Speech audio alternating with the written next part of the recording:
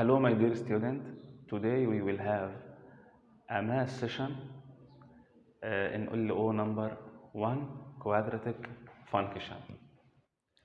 In this LO, we will take an important concept. We will talk about complex number and related roots. We will begin with complex number. Complex number. In the previous session, we also talk about quadratic function, and in the previous session we have talking about the parabola curve and its properties, how to get the focus point, how to get the vertex point, how to get the equation of directrix line, and how can we make the function or the equation by given the focus point and the directrix line. In the session, we will begin with the types of roots. Quadratic equation have 3 types of roots. If we graph 3 types of quadratic equation, the first graph, the equation or the parabola curve have intersect with x-axis with 2 different points. Another shape, in this shape, the parabola curve have intersect the x-axis in only 1 point. The final type or the final shape, the parabola curve didn't intersect the x-axis at any point. In the first shape, these 2 intersected points represented the 2 real roots, 2 different real roots. These are 2 different numbers, 2 different real numbers. Then this equation has 2 real different roots. In this equation, the parabola curve intersects with x-axis in only 1 point. That means there is only 1 real solution for this equation. We said that we have 2 real solutions, but we said that we have 2 similar real roots. 2 similar, that means is the 2 roots are the same number. And in this case, the quadratic will be a perfect square. A perfect square. That means if we factored it, we will get x minus or x plus number all square. This is y equal x minus b on the bracket all square, and the number b is the represented the root or the 2 similar root. In this case, in the final case, the parabola curve didn't intersect with x-axis at any point. That means there is no real roots. This equation has no real roots. The equation, the quadratic equation, which has no real roots, its roots is a complex number, which I will explain in the next part. Let's take an example for each case. The first case, I will write an equation for the first case. The first case, I will say that f of x or y equal x squared minus 2x plus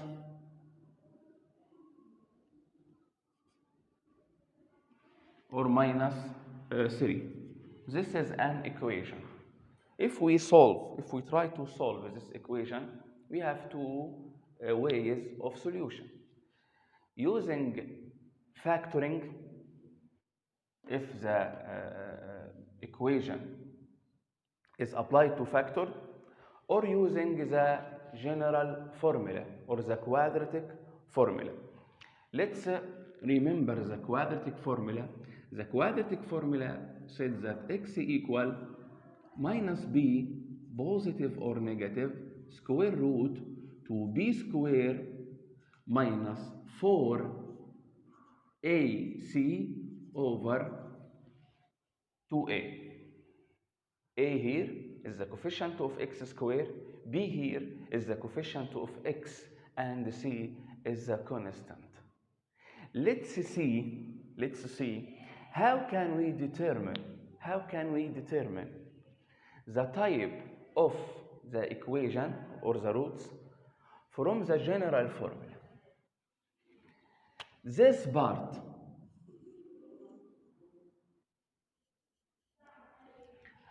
which is under the square root, if this part is a negative value, that means there is a negative value under the square root, and that means there is no real solution for this equation, because any even root has a negative sign, don't belong to R, so that this value will inform us, will show us the type of quadratic equation roots.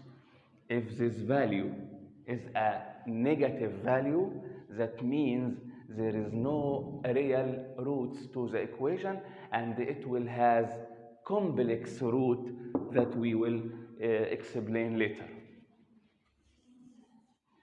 If this value, b square minus 4ac, if this value is a positive number, that means there are two different real roots to the quadratic equation. If this part was equal 0, not negative or positive, if this value is equal 0, that means the equation has two similar roots. Two similar roots means one real number. If this value is equal 0, then let's call this value discriminant. The discriminant value will show us the type of the root. Okay, in the first case, there is two real roots. In this case, the discriminant b square minus 4ac is a positive value, that means it is more than 0. The second case, there is two similar root. If the discriminant value is equal 0, the final type of the quadratic roots, there is no real roots, or there is a complex root. If the discriminant value is less than 0, that means it is a negative number, then here b square minus 4ac, the discriminant value, is less than 0. Then the discriminant can show us, can inform us the type of the roots without solving the equation. Solving the equation by using the general law will give you the roots itself.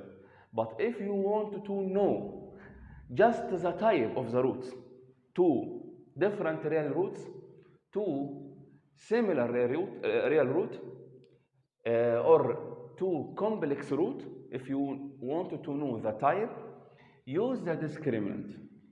Get the value of it. If it is a positive, two real roots, 0, two similar roots, or two equal roots, negative, complex root, or no real root. Our equation, if we substitute in the discriminant b square equal 4 minus 4 times a, which equal 1, times c, which equal minus 3. This value will be equal 16. 16 is a positive number, more than 0. And it informs us that this equation will have two different roots. To get the roots, two different real roots. To get the roots, you can factor the equation or using the general law. This equation can be factored as x minus 3 and x plus 1. Then the roots are x equal 3, x equal minus 1, and the solution set of this equation is 3 and minus 1. And by these two values, we know that the parabola curve will intersect x-axis in 2 points. These 2 points are 3 and minus 1. The parabola curve will be opened up because the coefficient a here is a positive number, then it will be like this. Then the discriminant will inform us the type of the roots of the equation. Okay, now if our equation has no real roots, the second type, if the equation is a perfect square. The third type, there is no real roots or there is complex root. How can we get this complex root?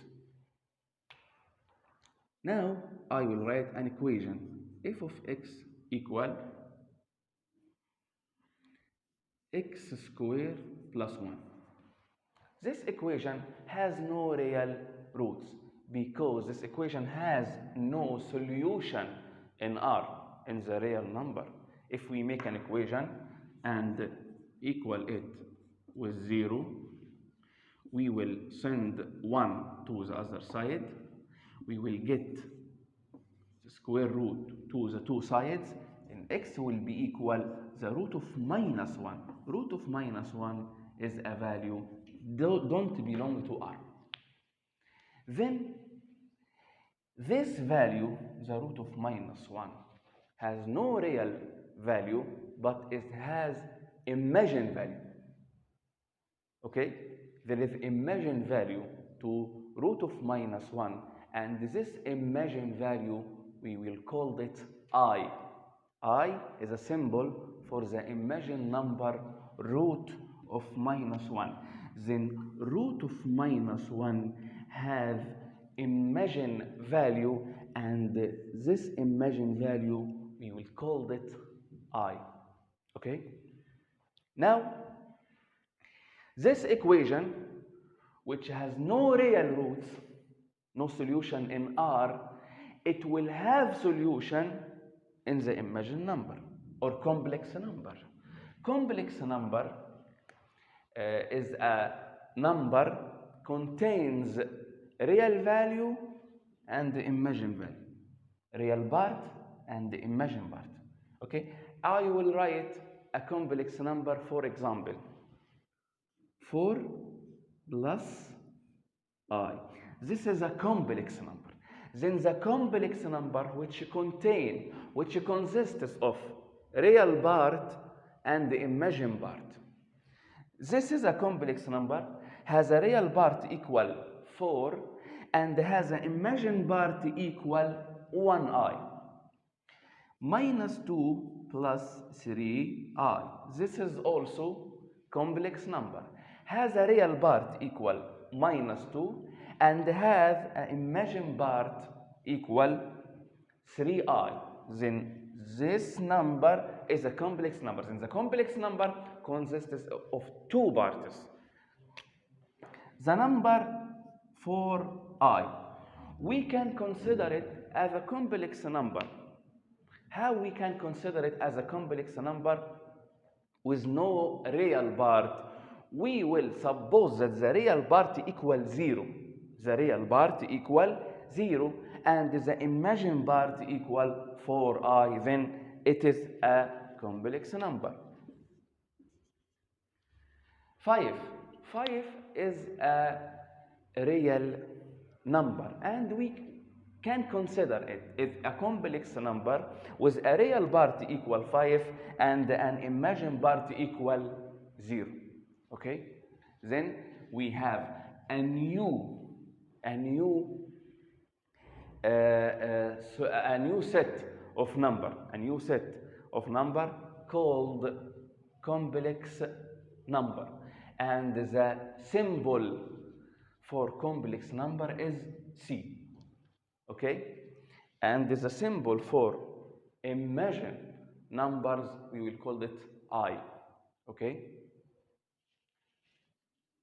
now how can we get the solution of an equation has no real solution and has a complex solution? Let's take this equation. For example, x squared plus 1 equal 0, x squared equal minus 1, x equals the square root of minus 1. This value don't belong to R, but it belongs to C, the complex number. Now, x will be equal, positive or negative, the value of square root of minus 1, which we called it I. Then the solution set for this equation equal positive I and minus I. The symbol of positive or negative because we take the square root. What about another equation? X squared minus 9 equals 0. How can we solve it? With the same way, this equation has no real roots. It has complex roots. That means the parabola curve will not intersect x-axis. That means its discriminant will be negative. If you get the value of b squared minus 4ac, it will be negative in this equation. Let's solve it. X squared equal minus 9. Take the square root, then x squared will be, take the square root to the two sides, x will be the root of minus 9. What is the root of minus 9? The root of minus 1 equal I. This is the simplest number of the imagined number. But we can represent this value using I. How can we do it?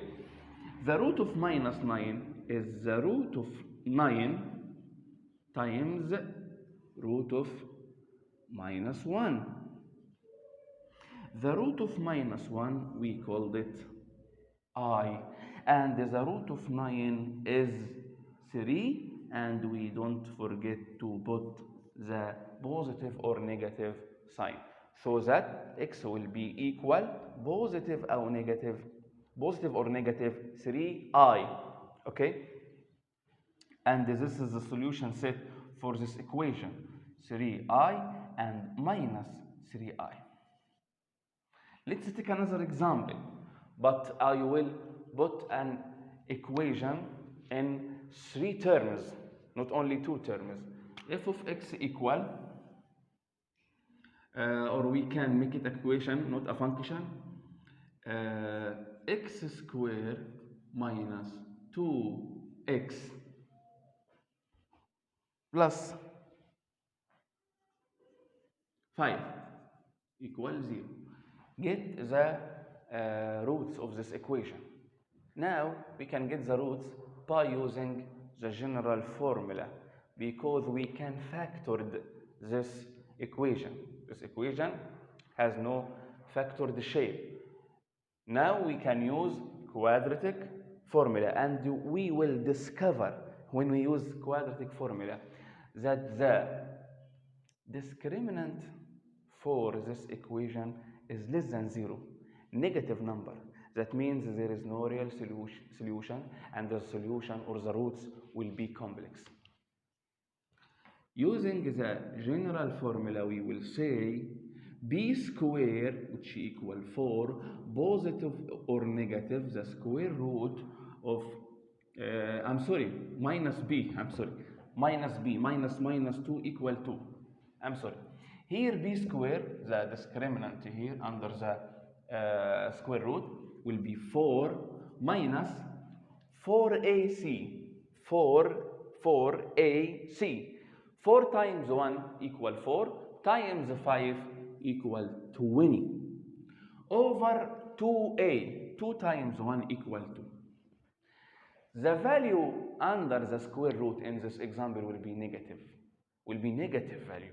Will be negative 16, by the way. And because the discriminant is a negative number, there is no real solution, and the solutions or the roots will be complex. Now, 2 plus or negative, positive or negative, 4 minus 20 equal minus 16 over 2. We can write it now with I because it is a complex root. We can represent it with I. Then the roots will be 2 positive or negative minus square root 2 minus 16. I, it will be 4I. Why 4? Because the square root of 16 equal 4 and the root of minus 1 equal I over 2. Now we can distribute the numerator by dividing it on the denominator. 2 over 2 equal 1 and 4 over 2 equal 2I. 2 times one of them positive and the other is negative. Then the solution set for this equation equal 1 plus 2i and 1 minus 2i. We will notice an important information here. If you solve an equation and this equation has no real roots, the coefficient of this equation, a real number, the coefficient I mean A and B and C are a real number, so that you will get 2 roots, 2 complex root, and each root is a conjugate to the other. Conjugate, the roots are conjugate. What's the meaning of conjugate? The first root 1 plus 2i, the second root 1 minus 2i. Then the conjugate in the complex number gets the opposite sign of the imagined part. The real part with the same sign, positive 1, and the conjugate is positive 1. There is no changing in the sign of the real part, but the imagined part gets the opposite sign. If it's positive, the conjugate will be negative. Then 1 plus 2i, the conjugate is 1 minus 2i. And this will happen in each equation has no real roots and has a complex root if its coefficient are real numbers. Okay?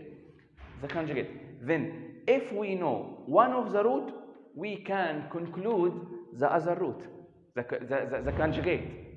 If you know that one of an equation roots is 3 minus 2i, then the other root is 3 plus 2i. Then the root will be conjugate. Okay? Now we have taken an example for the complex number. But what about the exponent of I? I is the simple imagined number. I square equal what? I power 3 equal what? I power 4 equal what? I power 5. I power 100. How can we get it? I is the square root of minus 1, as we explained here. The simple imagined number. I square. I square, it means I times I. The root of minus 1 times the root of minus 1. If we multiplicate two values, two root values, okay, and we multiplicated them, we will get rate of the root and we will get the value under the root. If I said square root of x times square root of x, it will be equal x, because the square root will be eliminated with the square root. Square root of 7 times square root of 7 equal 7. Square root of minus 1 times the square root of minus 1, it will be minus 1. And that means if I square will be equal minus 1. I power 3. I power 3 means I times I square. I square equal minus 1. Minus 1 times I equal minus I. That means I cube equal minus I. I power 4. I power 4, we will write it as I square times I square. I square equal minus 1 times I square, which equal minus 1. Minus 1 times minus 1 equal 1. That means I power 4 equal 1. Okay? The exponent higher than 4. This is the main exponent, power 2, power 3, power 4. I power 2 equal minus 1, I power 3 equal minus I, and I power 4 equal 1. What about I power 5? How can we get it? We will write I power 5 as I power number which is a divisor by 4. A divisor by 4 can be divided by 4 times the remaining exponent, which I mean I power 5 is I power 4 times the remaining of 5, which equal I power 1, because when we multiplicate two values, two similar values, we add the exponent. Then I power 4 equal 1. 1 times I, it will be equal I. So, okay. I power 20. I power 20. I power 20 equal 1. Why? Because we can write I power 20 as I power 4 times I power 4 times I power 4 times I power 4. 5 times. Then each I power 4 of this will be equal 1. Then 1 times 1 times 1 times 1 times 1, it will be equal 1. Then we will conclude that if I have an exponent and this exponent is divided by 4, the result will be equal 1. I power 101. Is 101 is a divisor by 4? No.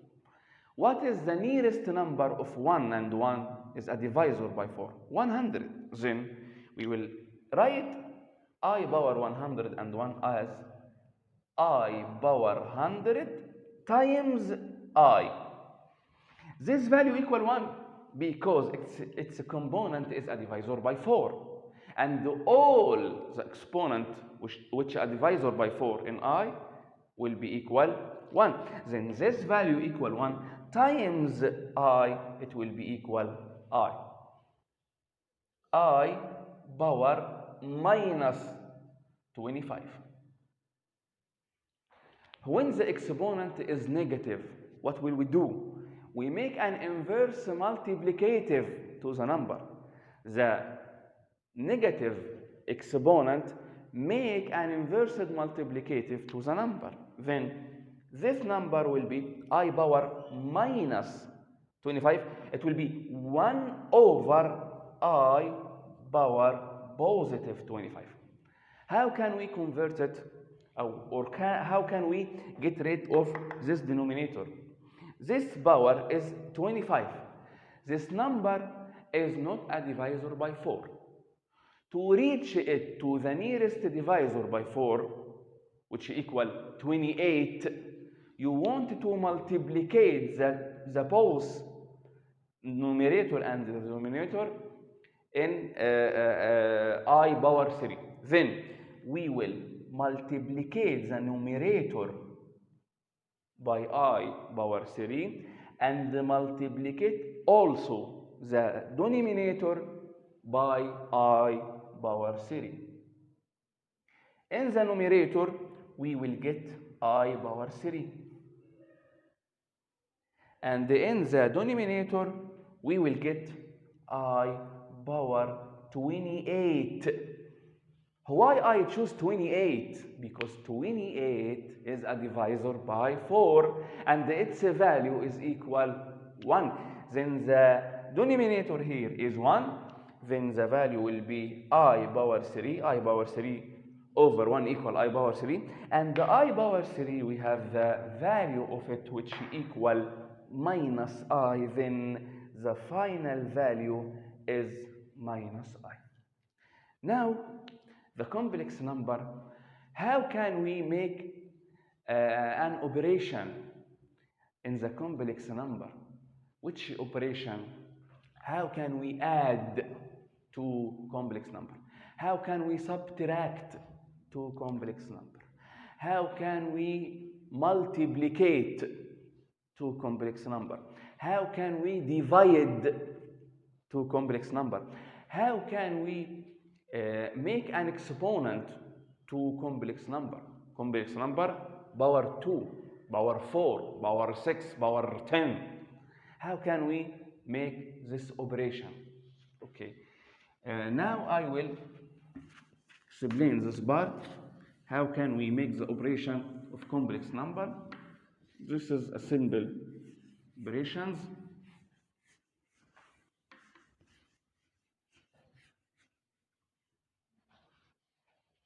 Now, how can we add to a complex number? Addition. I will suppose we have a complex number 3 plus 2i plus another complex number which equal minus 4 plus I.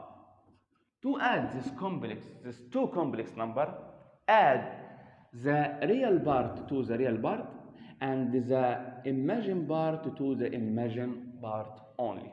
With a simple way, 3 plus minus 4 equal minus 1. This is the real part. 2i plus I equal 3i. This is the imagined part. By the same way, we can subtract two complex number. If I said minus 1 plus 4i, this is a complex number, minus 2 minus 2i, this is another complex number. We can subtract these two values by the same way. The real part with the real part. The imagined part with the imagined part. Now we can get minus 1 minus 2 equal minus 3. This is the real part. Positive 4i minus minus 2i, that means plus 2i, equal 6i. And this is the final result. Then, how can we multiplicate to complex number? If we had a value 2 plus 3i, this is the first complex number, times, not plus or minus, times 3 minus I. How can we multiplicate them? By the distribution property. We will use an important property in the multiplicative which called distribution.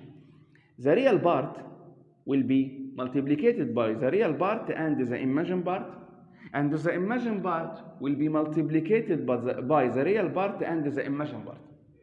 Let's do it. 2 times 3 equals 6.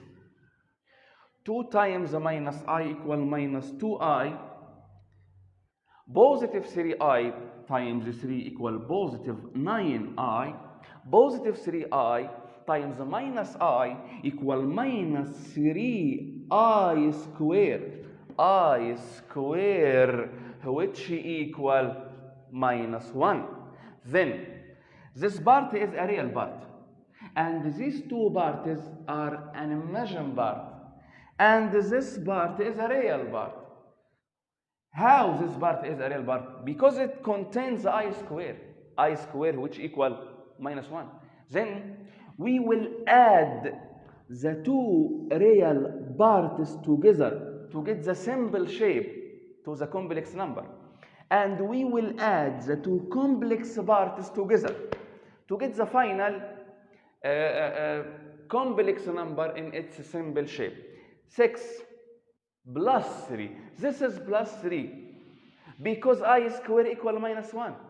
Minus 1 times minus 3 equal positive 3. Then the job of I square is to get the opposite side of its coefficient. Then 6 plus 3 equal 9, and this is the real part. Positive 9I minus 2I equal positive 7I, and this is the simple shape. Special cases in the multiplicative of complex number. If we multiplicate to conjugate, which our equation roots are, how can we multiplicate two conjugate number? 4 minus 3I times 4 plus 3I. We notice that in this equation, the two complex numbers are conjugate. In this case, we multiplied the real part times the real part and the imagined part times the imagined part only. And we don't use distribution property.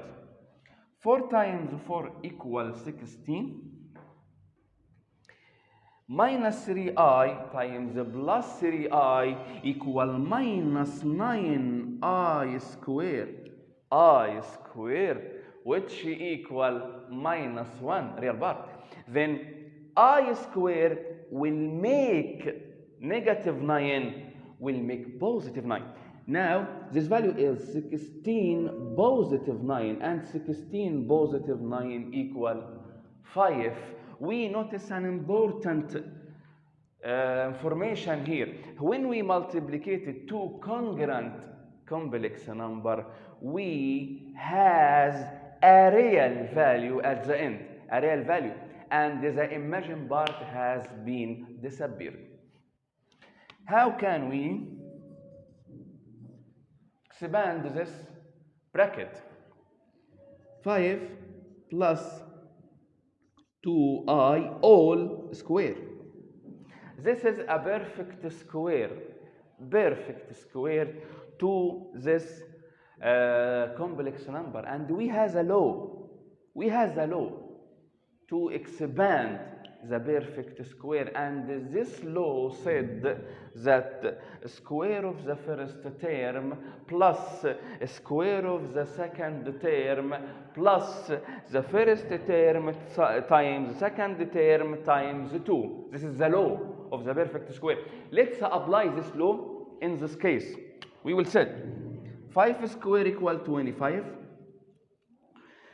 2I square equal plus 4I square, which equal minus 1. And the final term will be 5 times 2I equal 10I. 10I times 2 equal 20I. These two values are a real value. These two values are real. Because 4i square equal minus 4.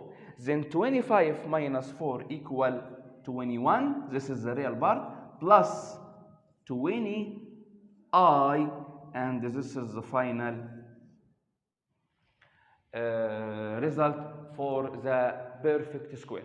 Now, how can we divide it? How can we divide it to complex number? How can we divide them? I will write an example for this operation. 2 plus 3i, this is a complex number, over 1 minus 4i. How can we solve it? How can we eliminate the denominator, the complex denominator? This complex denominator, we don't need it, or we want to convert it to a real number. The denominator here is a complex number, has an imagined part. We want to convert it to a real number.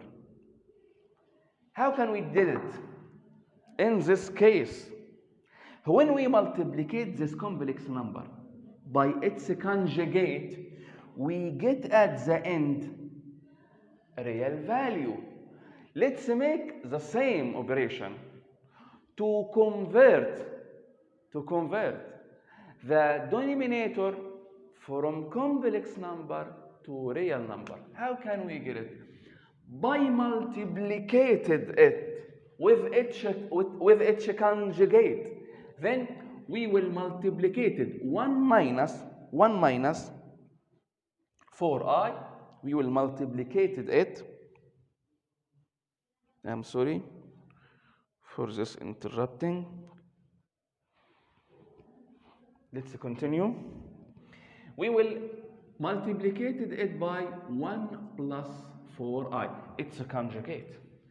And we cannot change the value of the example. For this, we will multiplicate the numerator with the same value. Then you multiplicated the denominator times its conjugate and the numerator in the same value, because I multiplicated by 1 at the end. These two values are equal. Then I multiplicated by 1. I didn't change the value. Let's make it. Make the multiplicative operation for the denominators. This is a conjugate. We will use this method.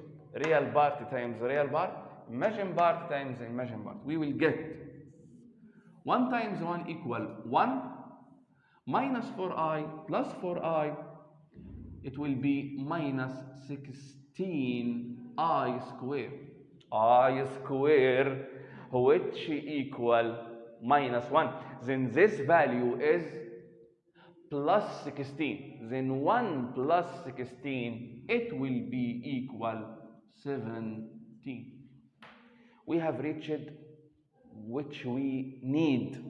We convert the denominator from complex number to real value. Now we can get the operation of the numerator. We can use now distribution property, because this value is not a conjugate to this value. Then we will make distribution as this example. We will say 2 times 1 equal 2, 2 times 4i equal 8i, 3i times 1 equal 3i, 3i times 4i equal 12i squared. Now we can get the numerator at the simplest shape. We'll add these two values, two real values. This equal minus 12 because of I squared. 2 minus 12 equal minus 10. This is the real part. And the imagined part, we will add it.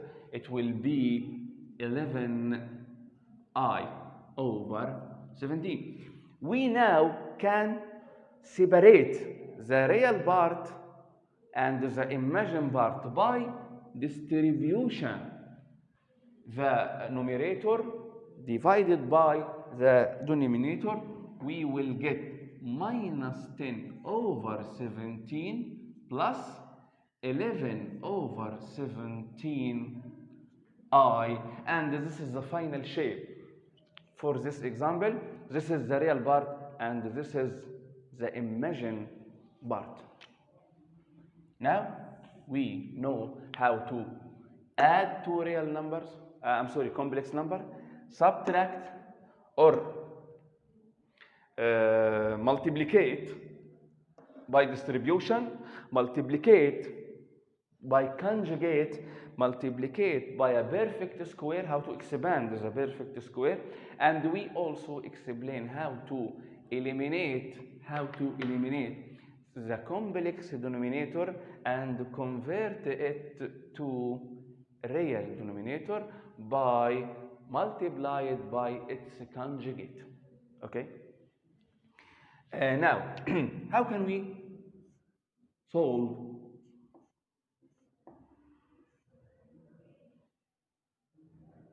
this equation or this example? Power 4. How can we expand a bracket power 4? We don't have the law. We don't have the law that will expand this bracket. We can expand a bracket power 2, only 2. Okay, no problem. Expand it power 2, then expand the result power 2. Okay? If it was power 10, expand it power 2, then expand the result power 5, and also on. Okay?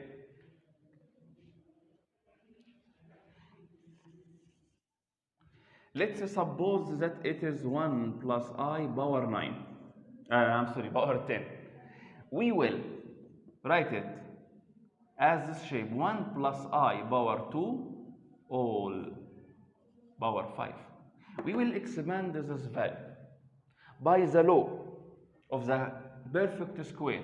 We will get 1 plus I square plus 2I. This value we will make it an exponent 5. I square equal minus 1. Then I square will be eliminated with 1. 1 minus 1 equals 0. Then the value remaining is 2I. Let's make power 5. 2 power 5 equals 32. I power 5. Let's simplifying it. I power 5 equal I power 4 times I, which will be equal I at the end of the example. Then this complex will be 32I. Okay? Now,